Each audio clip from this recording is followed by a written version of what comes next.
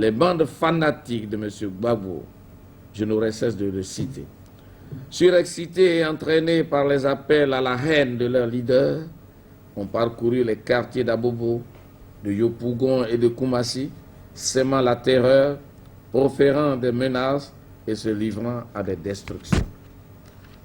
Ainsi, le dimanche, jour de l'élection présidentielle, à 6 h du matin, c'est-à-dire avant l'ouverture des bureaux du scrutin, prévu à partir de 8 h, 50 urnes ont été détruites et ces bandes allaient poursuivre leur action n'eût été la vigilance des services de sécurité chargés de l'ordre public. C'est pourquoi on s'étonne maintenant d'entendre M. Gbagbo déformer les faits, comme il en a l'habitude d'ailleurs. Chacun sait en effet que les bandes de M. Gbagbo, avant même l'ouverture du scrutin, se sont livrées à des destructions d'urnes et de listes électorales à Daloa et Issia, tandis qu'à Bonois, ils ont enlevé des urnes après le scrutin. Quelle honte! Et M. Gbagbo continue de rêver et de proférer des menaces. Pourtant, nul n'a oublié le simulacre d'assassinat dont il a voulu se faire passer pour victime il y a 6 ans, abandonnant les jeunes qu'il avait entraînés avec lui avant de se rendre en France, où il se fit passer pour un exilé politique afin de bénéficier de l'aide et du soutien généreux de ses amis.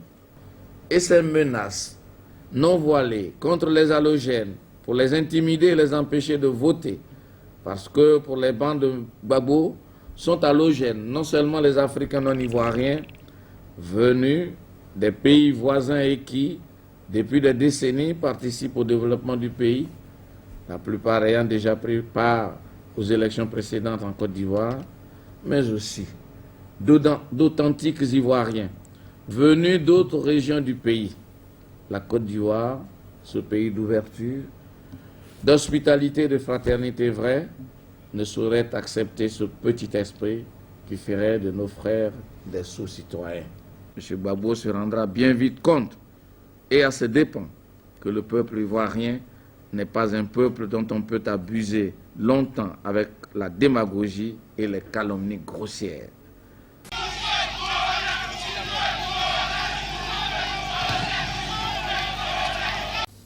Pourquoi avons-nous dit sous la CNE? Est-il nécessaire encore aujourd'hui, chers compatriotes, de remuer le couteau dans nos plaies si mal cicatrisées? Est-il important pour notre forum de s'offrir une petite pause arithmétique où chacun sortirait sa calculatrice? Avons-nous encore intérêt à rappeler le triste et honteux spectacle des 19 cas en partance pour Divo, Lakota, Gagnoa, avec des milliers d'électeurs ayant déjà voté à Abidjan? Ces hommes et ces femmes avaient été interceptés à Divo et verbalisés sous la supervision du président du tribunal de cette localité. Est-il nécessaire de rappeler que des huissiers et avocats commis par nous avaient eu à constater à Abobo, à Koumassi, à Trècheville, à Yopougon et dans bien des endroits de nombreux procès-verbaux fictifs ou encore, à moins que le Blanco ne soit déjà passé, les 110% de taux de participation à Beauville.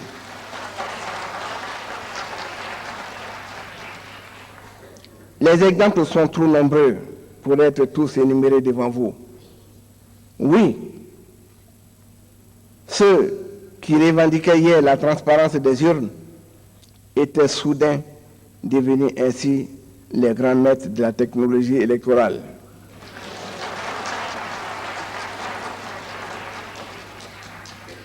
À quoi servira-t-il encore, au cours de cette messe de repentance et de pardon, d'évoquer les douloureux cas de nos représentants qui avaient été interdits d'accès aux différents bureaux de vote parce que leur mandat ne revêtait pas de cachet d'un parti politique? Comment comprendre qu'à peine 3% des résultats diffusés aient suffi à notre adversaire pour proclamer sa victoire sur Internet? En effet, 252 résultats devaient être enregistrés et seulement 33 avaient été diffusés. La CNE ayant gardé par devers elle la requête en annulation, refusant de la transmettre à la Cour suprême. Il n'y avait plus d'autre alternative que la dissolution de cette commission et la proclamation des résultats. C'est cela la vérité nue de cette cabale électorale. C'est pourquoi on s'étonne maintenant d'entendre M. Gbagbo déformer les faits, comme il en a l'habitude d'ailleurs. Les actes de vandalisme indignes de tous les Ivoiriens, qu'on cesse d'obstruer les routes avec l'abattement des bois, qu'on cesse de démolir les maisons, d'incendier les demeures. Cela ne nous sert pas. À Abidjan, quand ce ne sont pas les biens individuels qui sont attaqués, ce sont les urnes qu'on enlève ou qu'on brûle. Ce qui s'est passé au bureau de vote numéro 058 à Marcory est édifiant. Au collège Pascal de Marcory, les choses ont bien commencé. Quand 2 heures plus tard, l'urne disparaît. Alertés, les enquêteurs de la gendarmerie nationale se sont mis sur la piste des voleurs. Pas pour longtemps, on la trouve à 200 mètres plus loin. Dans une des chambres de l'appartement numéro 1867, Sikoji à Marcory. L'occupant, M. Bayoro Dakouri Antoine. Il est instituteur à l'école primaire publique Sikoji Est 2. Il répond. Je suis membre du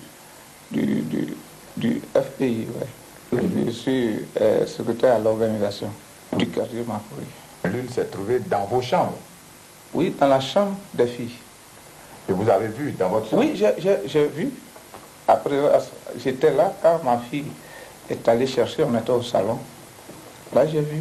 Vous connaissez les conséquences juridiques Oui. de cet acte-là? Oui. Vous l'avez mesuré? Vous pensez à quoi, par exemple? Je sais que c'est très dangereux pour moi. Oui. Vous pensez à quoi, par exemple? Vous pensez à quoi? À des condamnations. Un important document découvert sur l'urne traduit l'esprit barbare qui anime les politiciens de son groupe. L'appel du président de la République au calme et à la fraternité est souvent interprété de façon monstrueuse. Ici, la pensée du jour du président de la République porte une autre étiquette. Elle devient, au Front populaire, la pensée du sourd. Lisons ensemble celle-ci. Tous les changements sont possibles à condition de les faire dans le sang. Diabolique, n'est-ce pas? De cette manière, l'appel du truand à la démocratie est bien un cri de guerre auquel les Ivoiriens responsables seront restés sourds. Il a fallu des ignares comme ministre ici, des gens incompétents, irresponsables, incapables de gérer un ministère, illettrés, incapables d'étudier un dossier. C'est pourquoi on s'étonne maintenant d'entendre M. Gbagbo déformer les faits, comme il en a l'habitude d'ailleurs.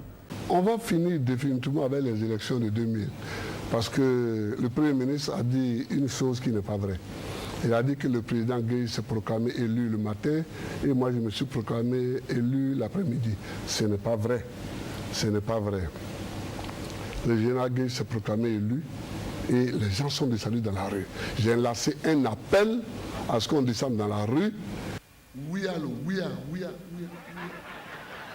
un mensonge. Dès à présent, c'est moi, le chef de l'État de Côte d'Ivoire.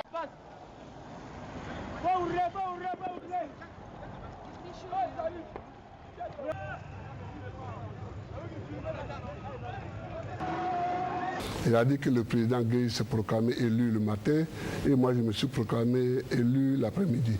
Ce n'est pas vrai. Ce n'est pas vrai. Dès à présent, c'est moi, le chef de l'État de Côte d'Ivoire. Comment on peut être de mauvaise foi quand on fait la politique?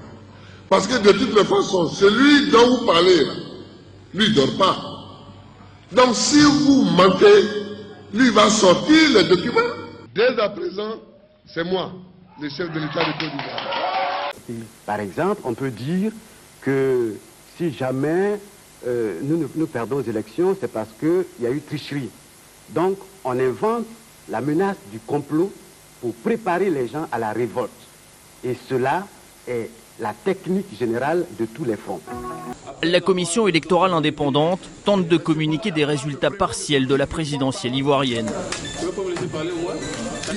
Elle en est empêchée par des représentants du chef de l'État sortant, Laurent Gbagbo. L'un d'entre eux arrache sa feuille au porte-parole de la CEI et quitte la salle avec les résultats. C'est pourquoi on s'étonne maintenant d'entendre M. Gbagbo déformer les faits, comme il en a l'habitude d'ailleurs. Ouais.